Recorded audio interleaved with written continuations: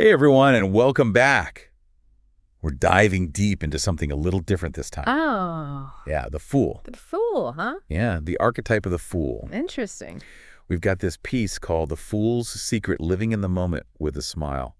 Okay. And it's really fascinating. It goes through like history and literature and all sorts of things to try to understand like this figure of the fool. Yeah. So we're going to like unpack what makes the fool so interesting Okay. and compelling across like different cultures and time periods and what lessons we can maybe learn from the fool, and Yeah. Like, might find some surprises along the way. it is interesting how the fool can be like kind of silly and like trivial, but they can also show us like really deep truths about ourselves. Yeah, that's so true. Like the piece starts off by saying we often admire fools, or even like maybe are drawn to being a little foolish ourselves sometimes. Right. Why do you think that is? Well, I think because we live in a world that's like obsessed with being competent and efficient. Yeah. Always getting stuff done. Right. Always like serious and, on top of everything. Yeah, yeah. But I think like deep down, we all want a little bit of playfulness. Yeah. Like a little chaos, a little absurdity. Yeah. And I think that's where the fool comes in. Right. Like giving us permission to just like... Yeah, to like let go of that control that we feel like we need to have. That need to be like so serious and buttoned up all the time. Yeah, exactly. It's like the fool is this like pressure valve, letting off some steam from our overly serious lives. Okay. The piece even suggests that embracing being a little more foolish could actually make our lives like richer and more joyful. For sure. How do you see that? Well, think about it. Yeah. When you let yourself be a little foolish, you laugh at yourself. You don't take everything so seriously. Yeah. That opens you up to like new experiences and different perspectives. Yeah. You become more adaptable, more creative. Yeah. Ultimately more resilient. I like that.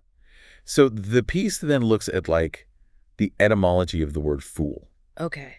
And it comes from the Latin thallus, which means like bellows. Interesting. And it ties that to like the fool being able to ignite these like flames of insight. Okay. But how can someone who seems so clueless be insightful? Well, the bellows pump air to make a fire burn brighter, right? Yeah. So think of the fool as the bellows. Okay. They bring in that fresh air. Yeah. They shake things up. They might seem empty-headed at first. Yeah. But their like unique perspective can spark creativity and passion. Oh, I see. It's like they shake up the stale air of like our assumptions and allow new ideas to catch fire. Okay, so it's not about like being foolish in the sense of making bad decisions. Right. It's more about having the courage to like question the status quo. Exactly. And to think outside the box. Yep. And speaking of shaking things up, the piece talks about In Praise of Folly by Erasmus of Rotterdam. Oh, yeah. Which was published way back in 1511. That book was like a huge hit. Really? Oh, yeah. Even like clergymen thought it was funny. Which is pretty amazing considering it was like a big critique of societal norms. Oh. Even like taking aim at the church. Wow. So this idea of the fool being like a social critic has been around for centuries. A long time. And the piece even finds elements of foolishness in like the most unexpected places, like friendship and marriage, even intellectual pursuits. That's so true. It really makes you think about what we usually consider foolish. Yeah. Maybe it's actually like really wise or like a more authentic way of seeing the world. Definitely. Than like what we think is the conventional view. Yeah. So that leads to the idea of like the wise fool, which sounds kind of contradictory. It does, doesn't it? Yeah. But it perfectly captures how the fool can speak the truth. Yeah. But because of their different perspective. They're not bound by the same rules and expectations as everyone else. So they see things with fresh eyes. And the piece quotes Dostoevsky. Oh, yeah. Who said, "The most intelligent person is the one who can call themselves a fool at least once a month." How many of us can say we do that? Yeah, probably not enough of us. Right. But being able to acknowledge our own like limitations and laugh at ourselves, that's a sign of real wisdom.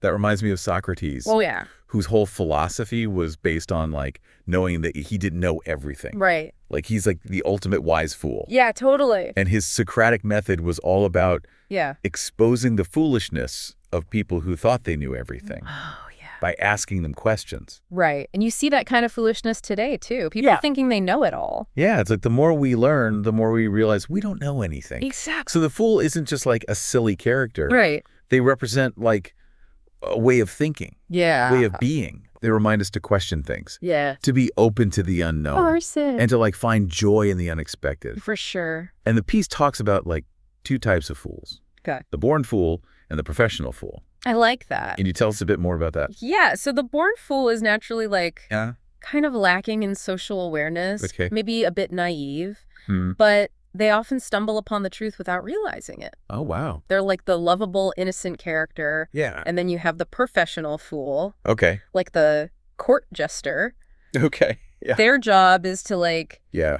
use humor and wit to point out the absurd things in life and even to challenge those in power. I love those like jesters with the bells and the hats. Yeah. But they weren't just entertainers. No, they had like a real social role. What was it? They could challenge norms and expose hypocrisy. Oh, wow. Even act as agents of change. Wow. All under the guise of humor. That's incredible. Yeah, and they were often like outcasts. Yeah. But also vital to the culture. Oh, that's interesting. Yeah. So the fool's like this agent of change, challenging norms and exposing truths. Exactly. And that's probably why they're often seen as outsiders. Yeah.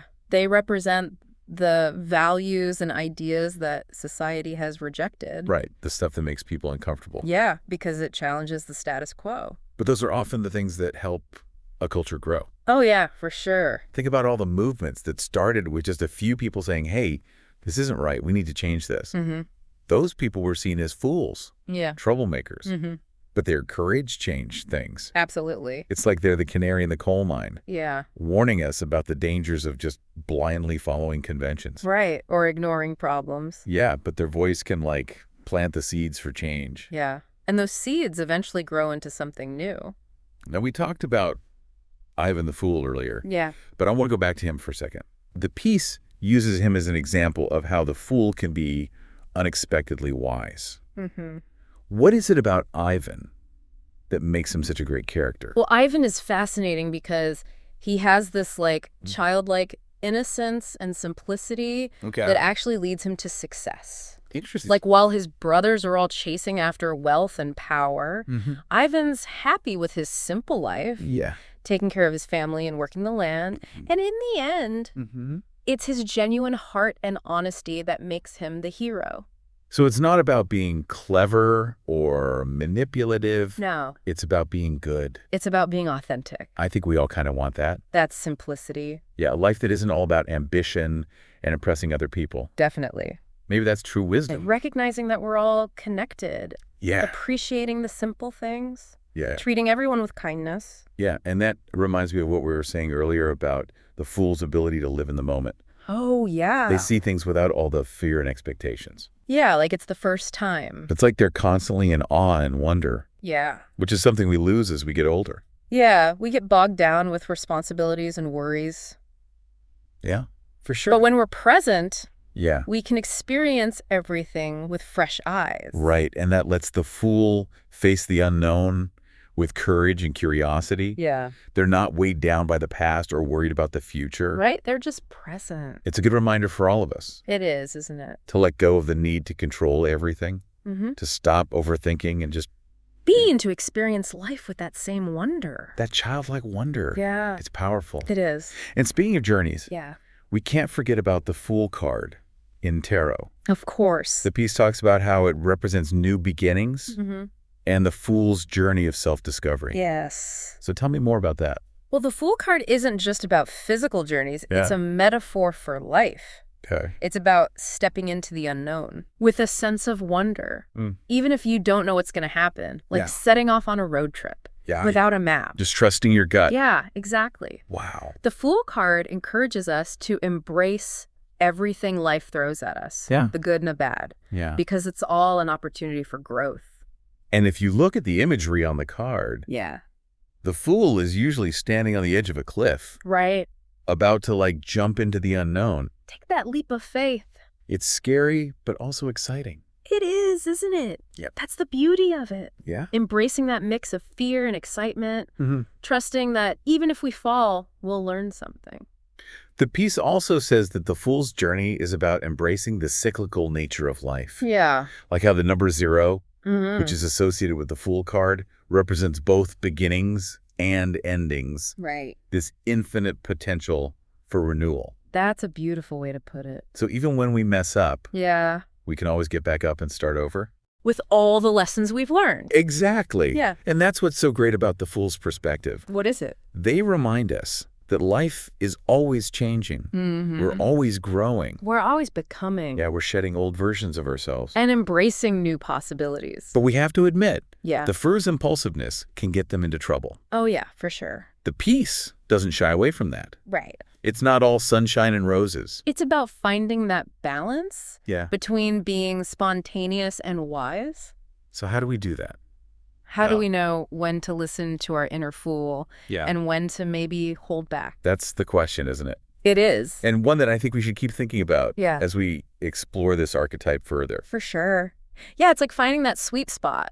Yeah. Where we can be like, challenge conventions, but not be totally reckless. All right, not just throwing all caution to the wind. Yeah. But still having fun. Yeah. And laughing at the absurdity of it all. Exactly. Without losing sight of what's really important. Okay. It's not about quitting your job and running off to join the circus or anything. No. But maybe it's about being a little less afraid. To try new things. Yeah. To laugh at yourself when you mess up. For sure. Speaking of which, the piece goes into some really cool historical examples. Oh, yeah, like what? Like the Feast of Fools. Oh, yeah, the Feast of Fools. In medieval times. That was wild. What was it like? So basically, the lower clergy on New Year's Day, they would turn everything upside down.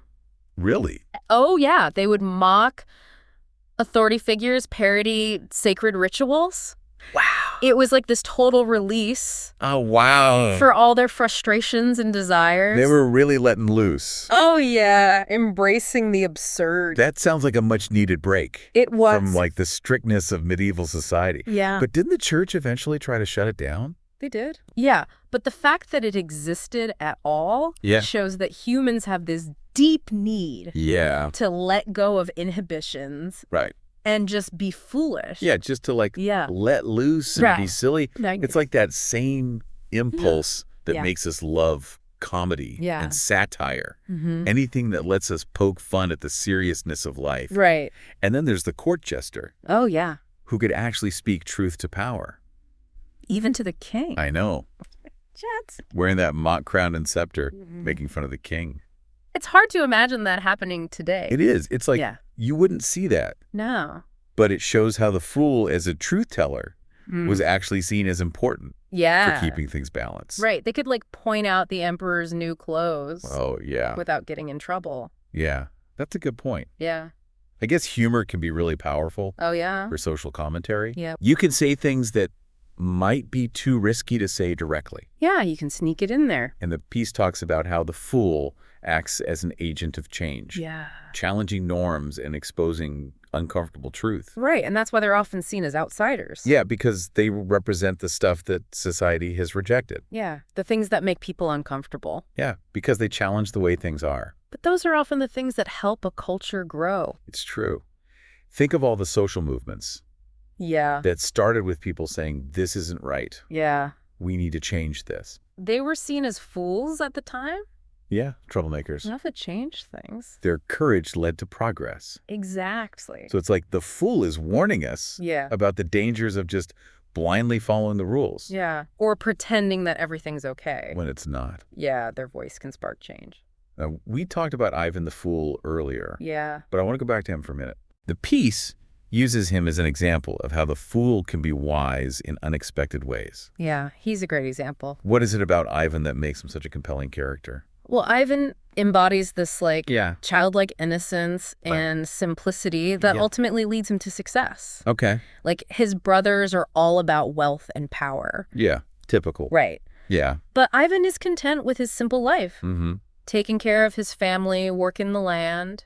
And in the end, it's his goodness that makes him the hero. Yeah, it's his genuineness. Not his cleverness or ambition. Right. He doesn't overthink things. Or try to manipulate people. No, he just acts from the heart. I think a lot of us long for that. Yeah. That simplicity. But authenticity. A life that's not all about getting ahead. Yeah, just being. Maybe that's true wisdom. It might be. Recognizing that we're all connected.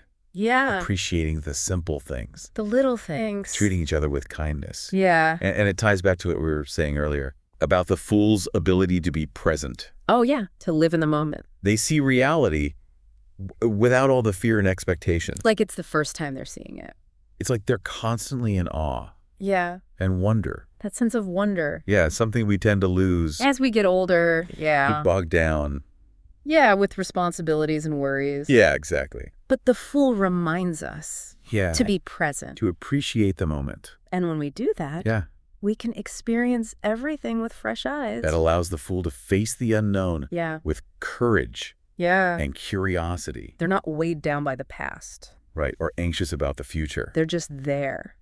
That's a powerful lesson. It is. It's a reminder for all of us. To just let go. Yeah, let go of the need to control everything. Stop overthinking. Stop overthinking. And just be. And experience life. With that same wonder. That childlike wonder. Yeah, it's powerful stuff. It is. And speaking of journeys, let's not forget the Fool card in Tarot. The Fool's Journey. Yeah, the piece talks about how it symbolizes new beginnings and self-discovery. It's a beautiful metaphor.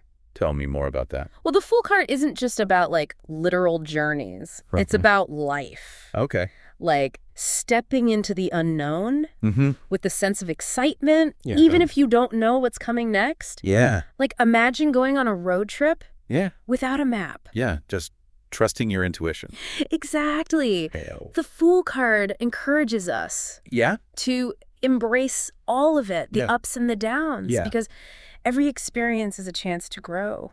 And if you look at the card, the fool is often on the edge of a cliff. That's right. About to take a leap of faith. Yeah, a leap into the unknown. It's both terrifying and exhilarating. It is, isn't it? Yeah. That's the beauty of the fool's journey. Embracing those two feelings? Yeah, trusting that even if we fall, we'll learn something. Exactly. The piece also talks about how the fool's journey is about embracing the cyclical nature of life. Like how things begin and end. Yeah. And the number 0, which is associated with the Fool card, represents both beginnings and endings. That's right. Like this infinite potential for renewal. It's a beautiful concept. So even when we make mistakes, we can always pick ourselves up. Yeah, dust ourselves off. And start fresh. With new knowledge. Exactly. And that's the beauty of the Fool's perspective. It is it. They remind us that life is always changing. Yeah. We're always growing. We're always becoming. Yeah, we're constantly shedding old versions of ourselves. And embracing new possibilities. But let's be real. Yeah. Sometimes the fool's impulsiveness can get them into trouble. Oh, yeah, for sure. The piece acknowledges that. Right. It's not always easy. No. It's about finding that balance between spontaneity and wisdom. Yeah. So how do we do that? Yeah, how do we know when to listen to our inner fool? Yeah. And when to maybe hold back a little? That's the million-dollar question, isn't it? It is. And one that we'll keep exploring. As we delve deeper into this archetype. Definitely. Yeah, it really is a delicate balance. It is. Finding that sweet spot. Yeah. Between, like, spontaneity and wisdom. Right. Knowing when to maybe hold back a little. Yeah. But the piece makes this really good point. What's that? About the fool's greatest strength. Okay. Which is their ability to live in the present moment. Oh, yeah. They're not stuck in the past. Right. Or worried about the future. No regrets. No anxieties. They just see things. Yeah. Without all those filters of fear and expectation. It's like they're seeing everything for the first time. Yeah, with fresh eyes. Exactly. And that allows them to face the unknown with this, like, courage and curiosity. Yeah. That I find really inspiring. And that ability to be present. Yeah. Something we can all work on. No matter what our lives are like. Right. It's not about running away to join the circus. Or doing something crazy. It's about finding that space inside ourselves. Yeah. Where we can just let go. Yeah, let go of the worries and just be. Yeah, I think so many of us get caught up in our thoughts. Totally. Rehashing the past, worrying about the future. Yeah. That we forget to appreciate the present moment. We forget to just, like, enjoy what's happening right now. Exactly. Yeah, it's easy to get stuck in those thought patterns. It is. But the more we practice being present, the more open we become to, like, the joy and wonder that life has to offer. It's like seeing the world in full color again. Instead of, like, through that gray filter of worry. Exactly. It's like we hit the reset button on our perception. Yeah. And we get to see things with that childlike awe again. That we may be lost along the way. And speaking of resets, the Fool card in tarot is all about new beginnings. It is. So how does that connect to embracing our inner fool? Well, the Fool card reminds us that every moment can be a new beginning. Okay. We can always choose to let go of the past and step into the unknown with curiosity and openness. That's a good point. It's about having the courage to try new things, to make mistakes, and to learn from them. Yeah, it's like we're not defined by our past or even by our current situation. We always have the power to choose a new path. To reinvent ourselves. Exactly. And that's where the real power of the Fool lies. Yeah. It's not about being reckless. Right. It's about having the courage to be yourself. To be authentic. Yeah, to express your creativity. And to live a life that's true to you. Exactly. A life that aligns with your values. So as we wrap up our deep dive into the world of the Fool, what are some key things our listeners can take away from all this? Well, remember that the Fool is more than just a funny character. Yeah. It's a way of being. Yeah, a way of looking at the world. A way of challenging the norm. Revealing hidden truths. And reminding us to play. To be self-aware. And to live in the moment. It's about letting ourselves be a little less serious. Yeah. To laugh at ourselves. And to be open to the unexpected. To find that balance. Between wisdom and folly. Spontaneity and carefulness. Yeah. So the next time you're feeling stuck or taking things too seriously. Yeah. Maybe try channeling your inner Fool. Ask yourself. Yeah. What would the Fool do? How would they approach this? Exactly. And maybe, just maybe, that will lead to a breakthrough. Yeah, a new insight. Or just a moment of pure joy. That's a great thought to end on. It is. Thanks for joining us. It's been fun. On this deep dive into the world of the Fool. Yeah. We hope you learned something new. Laughed a little. And maybe even discovered a bit of your own inner Fool. Until next time. Yeah. Embrace the journey. Keep exploring.